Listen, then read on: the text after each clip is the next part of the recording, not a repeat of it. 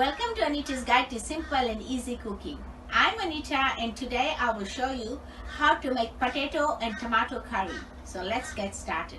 I've got here 1 can of diced tomatoes, 6 medium potatoes which I have cut into small pieces, some hot water, 2 sprigs of curry leaves, 1 medium onion finely chopped, 1 teaspoon of turmeric, 2 tablespoons of curry powder, 1 large chilli finely chopped, 6 cloves of grated garlic, half a teaspoon each of cumin and mustard seeds, 4 tablespoons of oil, and salt to taste. Take a pan, put it on medium heat, add oil, turn the pan around to coat the base of the pan and heat it for 30 seconds. After 30 seconds, add onions, cumin and mustard seeds, curry leaves, and chilies.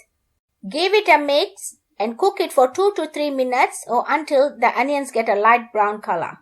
While waiting for the onions to get brown, drain the water from the potatoes and keep them aside.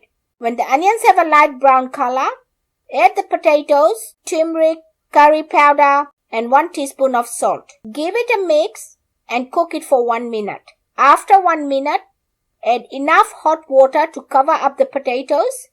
Give it a mix. Put a lid on, leaving a small gap for the steam to escape, and cook it for 20 minutes, stirring it twice during cooking. After 20 minutes, add tomatoes, give it a mix, and taste your salt. You can always add salt according to your taste. Put the lid on, leave a small gap for the steam to escape, and cook it for a further 20 minutes, stirring it twice during cooking.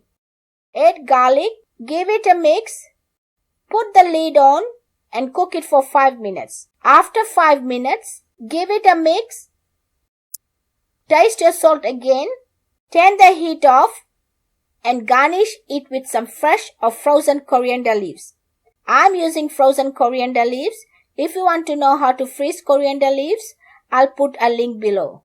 My easy potato and tomato curry is ready. You can eat it with roti, rice or puri.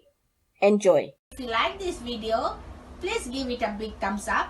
For more of my simple and easy videos, please subscribe to my channel.